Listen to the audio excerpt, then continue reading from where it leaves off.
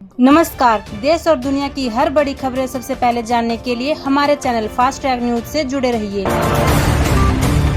America के Washington Hilton hotel में आयोजित व्हाइट हाउस कॉरेस्पोंडेंट्स डिनर के दौरान गोलीबारी की घटना सामने आई। घटना के दौरान अमेरिका के राष्ट्रपति डोनाल्ड ट्रंप समेत अन्य अमेरिकी अधिकारी मौजूद थे। हालांकि उन्हें कोई नुकसान नहीं पहुंचा। अब इस घटना की प्रधानमंत्री नरेंद्र मोदी ने कड़ी निंदा की है और ट्रंप के कुशल मंगल की कामना की। पीएम ने कहा कि लोकतंत्र में हिंसा का कोई स्थान नहीं है और इसकी स्पष्ट रूप से निंदा की जानी चाहिए। छत्तीसगढ़ के नक्सल प्रभावित जिलों में विदेशी फंडिंग के मामले का खुलासा हुआ है। प्रवर्तन निदेशालय ईडी ने बताया कि विदेशों से बड़ी रकम नक्सल क्षेत्रों में भेजी गई। धमतरी और बस्तर जिलों में लगभग 6.5 करोड़ रुपए की फंडिंग एक अमेरिकी एजेंसी से आने की बात सामने आई है। इस धनराशि का उपयोग किस उद्देश्य से हुआ, इसकी जांच अभी जारी है। ईडी ने प्रेस नोट जारी कर मामले की विस्तृत जांच शुरू करने की जानकारी दी है। ईरान स्थित रणनीतिक रूप से महत्वपूर्ण चाबहार बंदरगाह पर भारत का भविष्य एक निर्णायक मोड़ पर खड़ा है।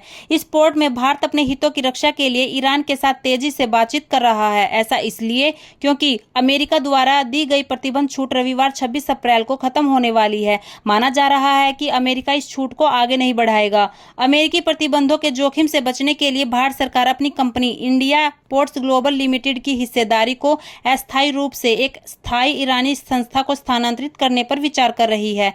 बातचीत के तहत एक ऐसा तंत्र बनाने की कोशिश की जा रही है जिसमें पोर्ट का प्रबंधन स्थायी ईरानी अधिकारियों के पास रहेगा, लेकिन इस गारंटी के साथ कि प्रतिबंध हटने पर परिचालन अधिकार वापस भारत को मिल जाएंगे। दिल्ली पुलिस की क्राइम ब्रांच टीम ने 31 साल पुराने 1995 के सनसनीखेज किडनैपिंग और मर्डर मामले में उम्र कैद की सजा पाए फरार दोषी यूट्यूबर सलीम खान उर्फ सलीम वास्तिक को गिरफ्तार किया है। पुलिस के मुताबिक आरोपी ने 13 साल के स्टूडेंट का अपहरण कर 30,000 रुपए की फिरौती मांगी थी। बाद में उसकी हत्या कर शव नाले में फेंक दिया। आरोपी सलीम खान ने सन 2000 में जमानत तोड़कर फरार हो गया था और खुद को मृत घोषित करवा दिया था। माता वैष्णो देवी जाने वाले श्रद्धालुओं के लिए बड़ी राहत भरी खबर सामने आई है। श्रीनगर से श्री माता वैष्णो देवी कटरा के बीच चलने वाली वंदे भारत एक्सप्रेस को अब 30 अप्रैल से जम्मू तवी तक बढ़ाया जा रहा है। साथ ही ट्रेन में कोचों की संख्या 8 से बढ़ाकर 20 कर दी गई है। केंद्रीय मंत्री डॉक्टर जितेंद्र सिंह के अनुसार इससे क्षेत्र में पर्यटन और कनेक्टिविटी को नई गति मिलेगी। डोनाल्ड ट्रंप ईरान से दोबारा भिड़ने से क्यों डर रहे हैं, इसका खुलासा अब होना शुरू हुआ है। अमेरिका के एनबीसी न्यूज रिपोर्ट में बताया गया है कि अमेरिका ने युद्ध में हुए नुकसान को छिपाने की कोशिश की है। सबसे हैरान करने वाली बात यह है कि ईरान ने मध्य पूर्व में कुवैत स्थित अमेरिकी सैन्य ठिकानों पर F-5 लड़ाकू विमान से हमले किए हैं, जो करीब 65 साल पुराना लड़ाकू विमान है। इसे अमेरिका ने तत्कालीन ईरानी शासन को सौंपा था जब दोनों देशों के रिश्ते अच्छे हुआ करते थे।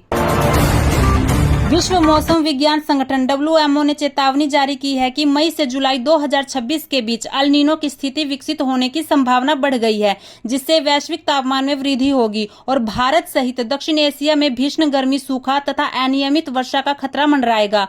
अप्रैल में ही कई क्षेत्रों में लू जैसी स्थिति बन चुकी है और मई से इसका असर और तेज होने की आशंका है।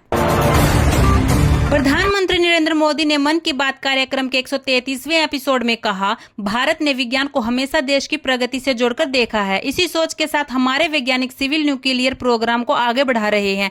उनके प्रयासों से यह कार्यक्रम राष्ट्र निर्माण में अहम योगदान दे रहा है। इससे हमारे इंडस्ट्रियल ग्रोथ, एनर्जी क्षेत्र, स्वास्थ्य क्षेत्र को बहुत लाभ हुआ है।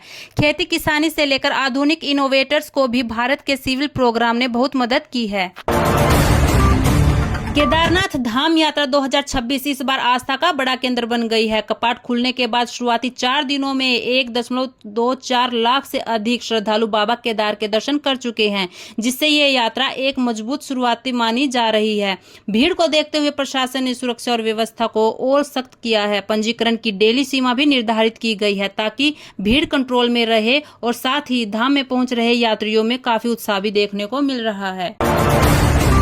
राजस्थान के कृष्ण धाम श्री सावलिया सेठ मंदिर के मासिक भंडार ने इस बार नया इतिहास रच दिया है। 7 चरणों में पूरी हुई गणना के बाद मंदिर को कुल 41,67,38,569 रुपए की भेंट प्राप्त हुई है। यह राशि अब तक के सभी पुराने रिकॉर्ड तोड़ते हुए भक्तों की गहरी आस्था और श्रद्धा का प्रतीक बन गई है।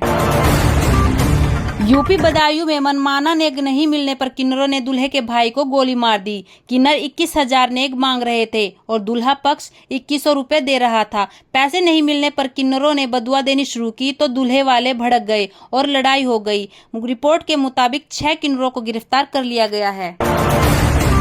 आज बद्रीनाथ धाम के कपाट खुलने के साथ ही चारधाम यात्रा 2026 का औपचारिक शुभारंभ हो गया है। इसी बीच चारधाम यात्रा को लेकर एक अहम निर्णय लिया है। मंदिरों में अब सभी श्रद्धालुओं को समान रूप से सामान्य दर्शन की व्यवस्था दी जाएगी। किसी भी व्यक्ति को विशेष पूजा या वीआईपी व्यवस्था के आधार पर अलग से प्राथमिकता नहीं दी जाएगी। ऐसी ही लेटेस्ट खबरों को जानने के लिए हमारे चैनल फास्ट ट्रैक न्यूज को लाइक, शेयर और सब्सक्राइब जरूर करें। धन्यवाद।